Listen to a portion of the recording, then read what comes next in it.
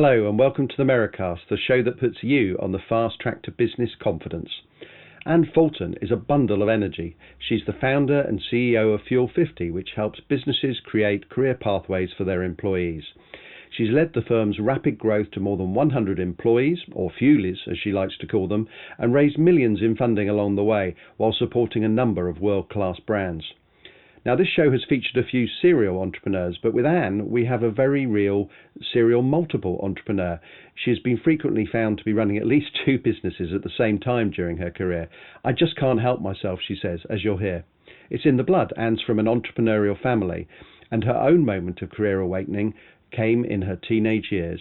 Yes, I don't know how early you want me to start, but I have to go back to a 14-year-old moment which became the catalyst for my lifelong career as an entrepreneur. So age 14, I take one of these careers tests and it tells me I should be a funeral director or a career guidance counselor.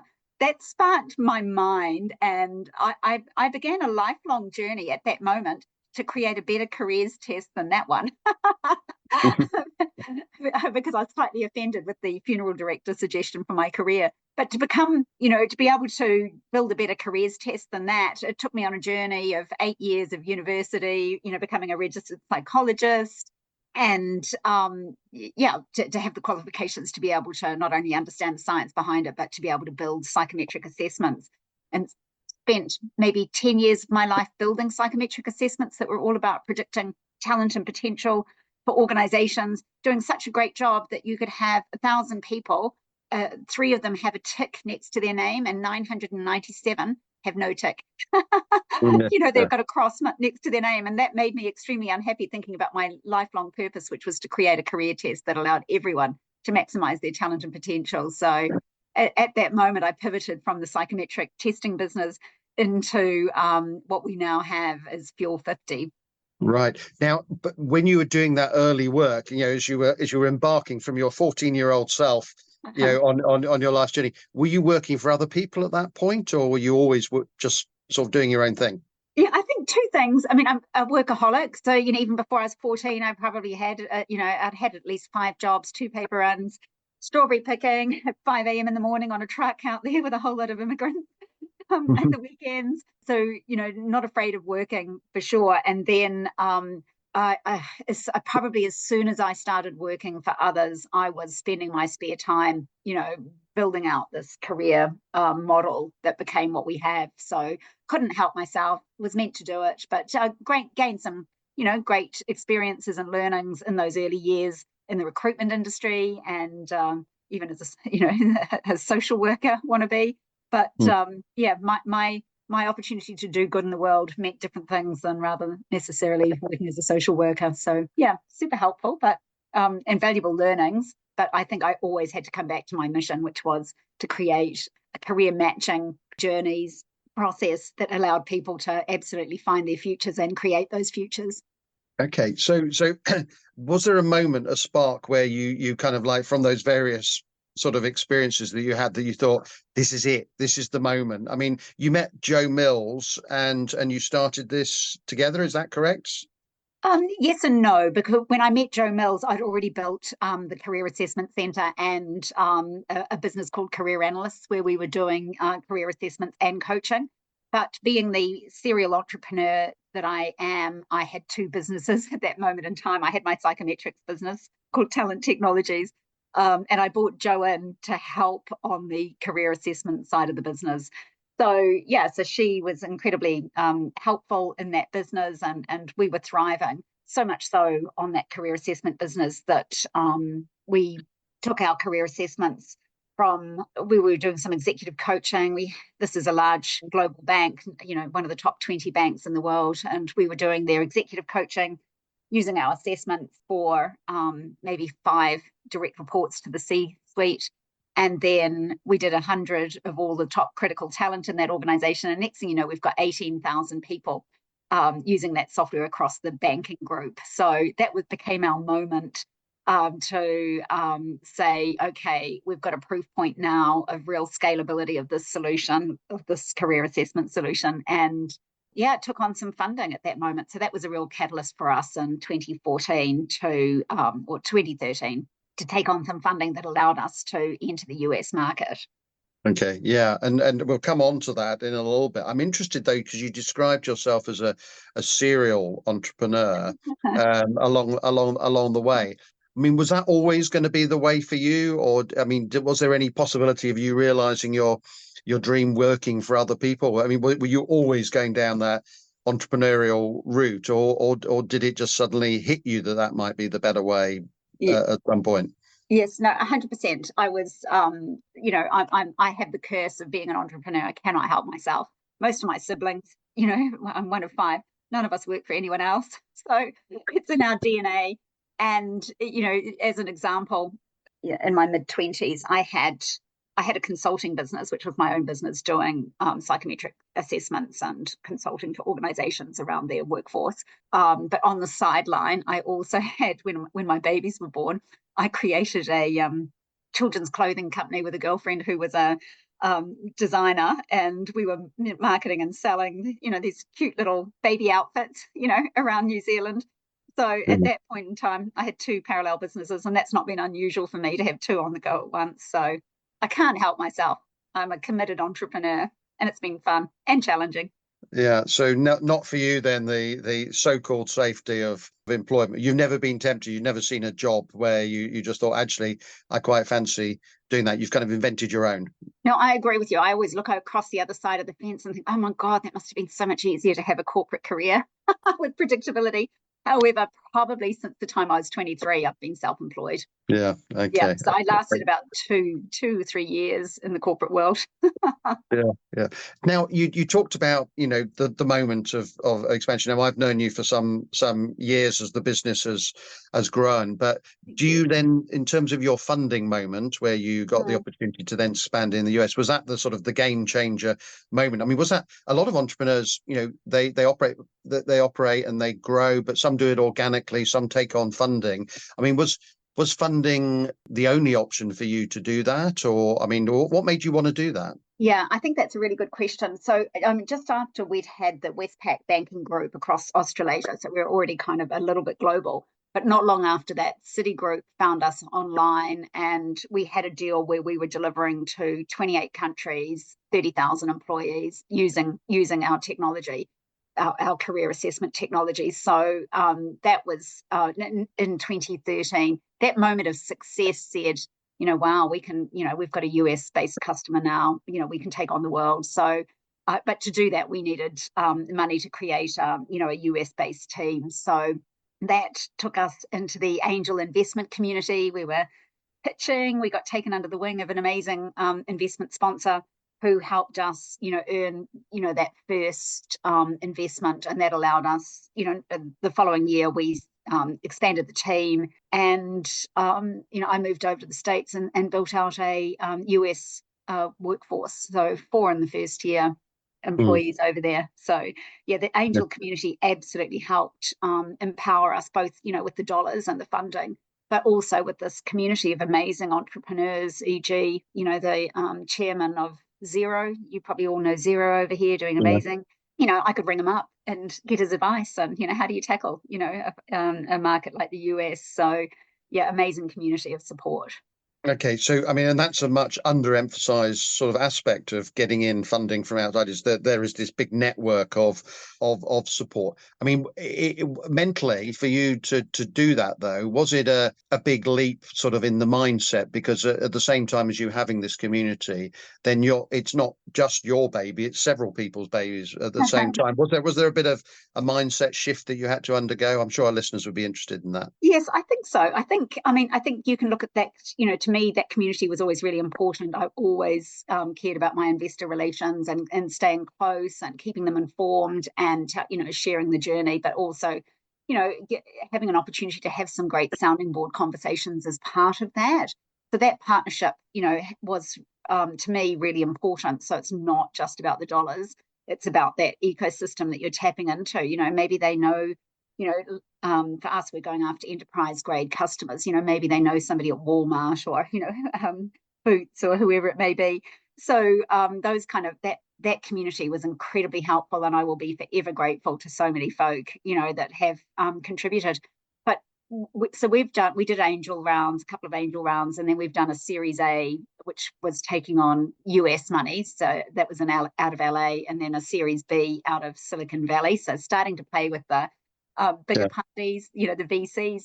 And I think that was, again, but I took a really strong partnership model. So I was looking for people that were adding value to us. So with my LA investor, I'd met with him, and that team, maybe, 6 to a dozen times beforehand. And I remember a pricing conversation where we were noodling that and just really actively involved in helping us be better.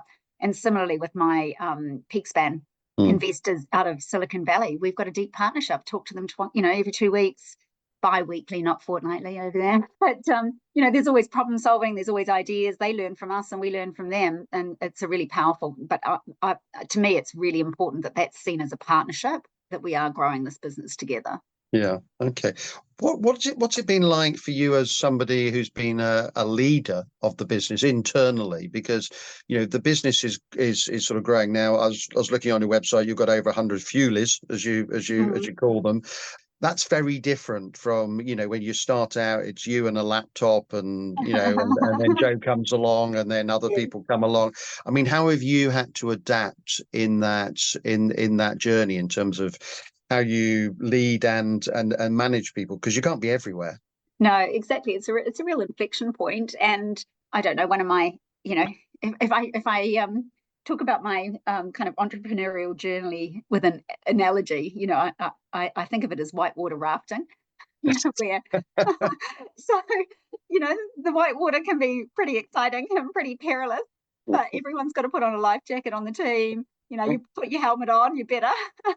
But, for half the time, it's all about rowing in the right direction, right? Everyone's got to paddle. You've got to be in sync, and everyone's got a part to play. And it's kind of boring as batshit. You're just sitting there not getting a lot of momentum. Next thing you know, you hit some white water and it's turbulent times, and you've got to lean in, and it's all a bit rocky, and head down a waterfall. It's like crazy, but, you're hanging on for grim death. So, and, so to me, that is the entrepreneurial journey, but really there's only a couple of ways out to the ocean, and we're still navigating that. But, do you IPO? Do you, take on, more PE money as you can, or are you an acquisition and merger kind of target and go down that route? So, the way out to the oceans, there's a few ways, but really most of the time it's around paddling in sync. But coming back to, your question of, the change in leadership, I don't know, one of my mantras in the early days was, you've got a great team. And one of our abilities was always to create, to attract amazing young talent to the business, like not just young, but amazing talent, mission-driven folk, whether it's one of our developers, that was creating, poker games and using his talents now for good, or, sales folk that totally believe about their dad needing a better career than they had. So these amazing mission-driven people, but getting out of their way, how do I enable them? How are they powered up? How do we allow them to be at their best, and just having that mentality always of, allowing folk to contribute and grow. And then, but now, as you say, with 100, I've got a leadership team, so I've got to power them up and let them, set the plan, set the vision, talk about our strategic plans and strategic goals, and let people carry on and absolutely, deliver to their, mission and roles and responsibilities. So, but it's painful.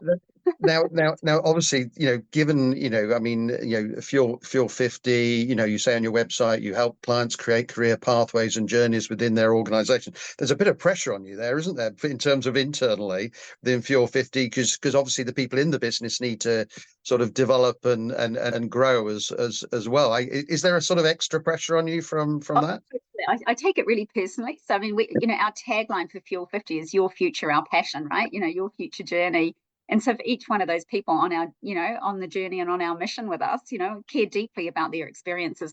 But we also have to drink our own champagne. So we're pretty religious about using our own software, having these quarterly career conversations. How do we help you be at your best? How, what other support do you need? And those check-in conversations. But it's a dual prong. So not only do we want to do that for these organizations at scale, 100,000 headcount, at some of the world's largest pharma or, banking organizations, How do you scale that, but also bringing it back to, our own team? It's kind of important. Yeah, I mean, it kind of also comes back to how you define success for the organization. Now, obviously, you've got, funding, and funding very often implies growth and, and quantity and so on. But what's more important to you then? Is it about the quality of the offering? Is it about being everywhere? I mean, what is the success factor that for yourself? I think it's really matured for us. So as a team, we've become more focused on where we've had great success. So, the banking sector was our first sector, and now it's still our top sector. 75% of our customers are US, and another 22% in Europe and UKI.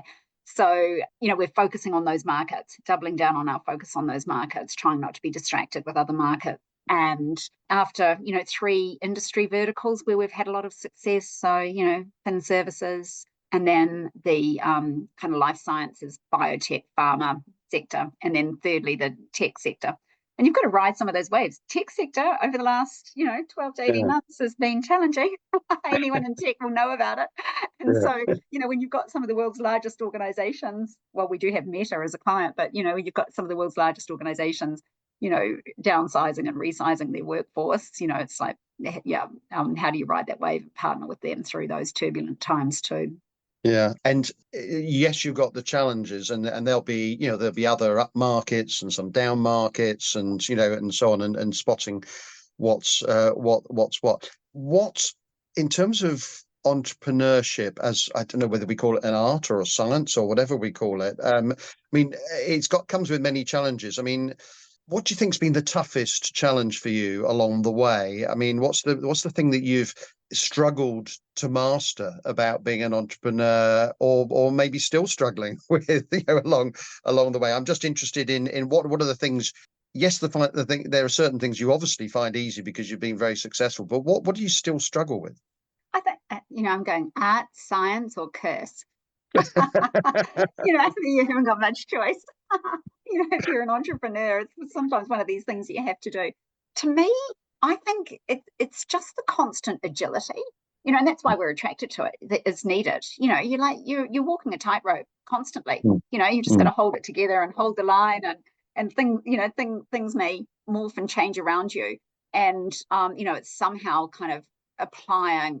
How do you stay ahead of the curve? How do you ride that next wave? How do you surf into it in a way that's going to allow you to have some success moments? But the constant agility, I think, is the challenge. It's just thinking through how we're going to respond to this. Where's the opportunity? And it can be little things, and it can be macro things. Maybe we lost a customer, or maybe a customer was really hard to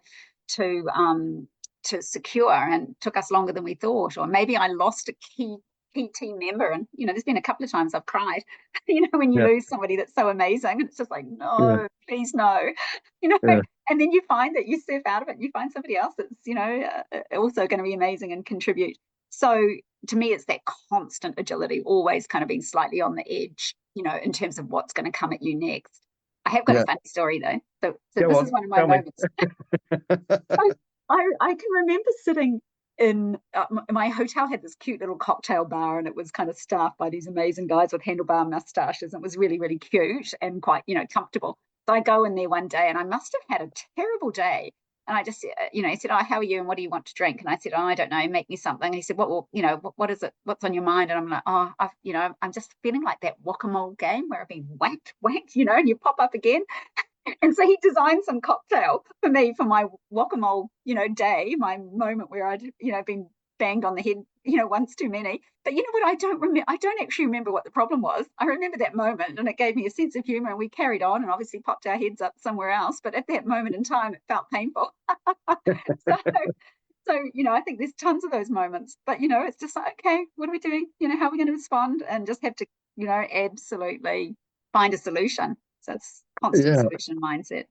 You're known as somebody who's an innovator in this space, in the whole talent market. Obviously, technology is a big part of the business by definition in the way you're delivering this. I mean, what is it about the talent marketplace that sort of drew you in? I know you had that early experience that you were talking about, their career experience, but what's kept the fire burning about the subject matter? I mean, what is it that makes you, that kind of keeps you kind of at a high level, if you like, in terms of energy levels?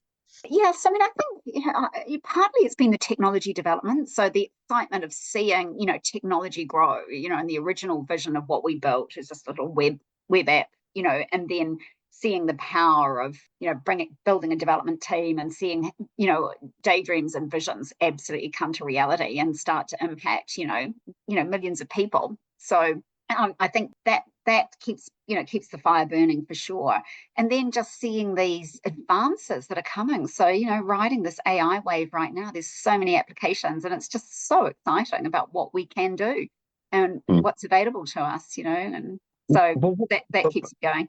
Now, obviously, I know you have this sort of excitement and sense of wonder about these things that are happening, but AI it's a bit of a game changer in another way in terms of the pace of change. I mean, is there not a moment where you think, no, this is too much? It's changing too quickly, and I'd like things to stay the same for a bit, or is that just not in your nature? Is there never a pause for breath, if you like, or do you welcome the fact that the AI is driving things on ever faster?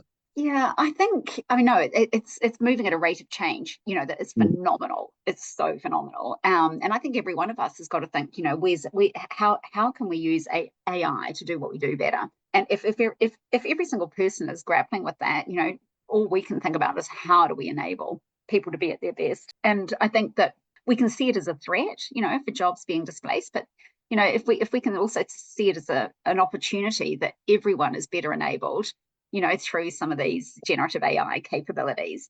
Yeah. If we can all be slightly better, you've got your personal AI coach, helping you make some decisions, or, whatever it may be, or maybe your presentation is 1,000,000 times better because you've had some AI input. The way I look at it, I still want my doctor and I still want my lawyer, but I want them to be powered up. I'd love them to be smarter, faster, and have all my answers quicker, but,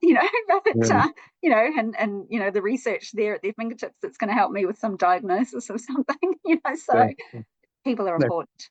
What's next on the horizon, for you? I mean, you and Fuel 50. I mean, is it just sort of, ever onwards, upwards? I mean, is it as simple as that, or is there, or do you have other ambitions? Would you like to start again somewhere, like, and do something else? Sort of go back to the 14-year-old Anne and start in another area. Don't encourage me, Trevor. I do have some ideas of a few other problems I'd like to solve. I won't share them now. Okay. Unfortunately, I still do have those ideas, and anyway, one day. But no, for us right now, it's like really, again, how are we going to partner and play alongside some of the world's biggest and best known organizations, whether it's a Workday or an SAP, those kind of players or the Accentures of this world. So, how are we partnering with some of the world's powerhouses when it comes to people solutions? So that's, and to do that, we probably, are going to need another round of investment and new partners to take us on that next journey. So we've got a ways to go, but I think our big vision is, how are we going to support organizations to reskill for the future, and individuals around the world? How are you prepared for this new AI future? So that's very top of mind. How are we going to enable and support? And there's some exciting things that we're working on that I think, are going to be super helpful. So we're not done. Okay, not by a long shot. Now, if you imagine the listener as somebody who is, thinking about starting their own business, or maybe they've made those first tentative steps, and they're maybe sort of scaling up after an initial, period and so on. I mean, is there any advice that you would sort of give to those people at that stage as you sort of look back on it? Do this, don't do that. Sort of, are there things that you've learned along the way that you would you pass on to that person at the start of their journey? Yes, I mean, to me, I think it's about experimentation. In the early days, test and learn, give it a go, right? Give it a go. If you're wanting to do a cupcake business, go and create your cupcakes and test and learn and see where your market is, and which ones sell and which ones don't. But bringing in that experimental kind of mindset, and to give you the confidence to go to the next stage. So it's all, give it a go, test and learn, review what you're doing, review what's working, and then start to build out that plan for what's going to enable you to go more confidently into the future. And then also keeping in touch with learnings across the ecosystem. There's a book, you've got like the Lean series of books, but for me one of the most valuable books in our technology sector was the J Curve by Howard Love. And basically it's got create your vision, create your product market fit, 20 questions at the end of the chapter. Do not pass go until you've actually proven that you've got product market fit. So that's kind of what I'm saying with the experimental mindset. Test your product market, build whatever it is, test your product market fit, prove that you can do it, and then look at what the next step is. And so bringing in that kind of growth mentality, but in small goals. That being said, I am always guilty of setting big goals. So every single year, done it the entire history of the business, massive goals.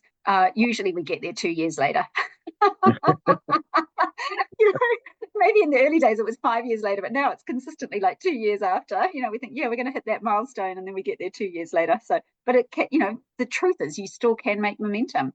Yeah. So what do the team think when you set a big goal? Do they think, oh God, Anne's got another big goal? I mean, are they kind of rolling their eyes, going, not another one? Or, yes, we've got to be careful now, right? Because there's the goals that we communicate to our investors, so it's like you've got to be really careful about what you promise and what you can deliver on. So it's constantly getting more nuanced, but believing in what we can do, is so powerful. And so important. But the actual achievements, we always get there. We actually do. 2 years late, it's not, it's not that bad. It's still pretty amazing on a 10-year journey. Think about those lessons from Anne. Just give it a go, test and learn, review and improve, and keep in touch with learning as you go along.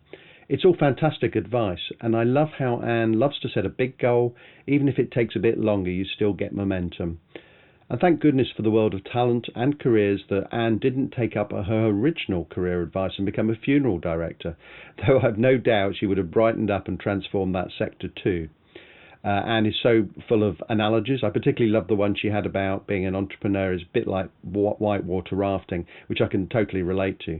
And she's still riding those rapids and has so many ideas to come, especially how employees and employers alike can thrive in an AI-driven future.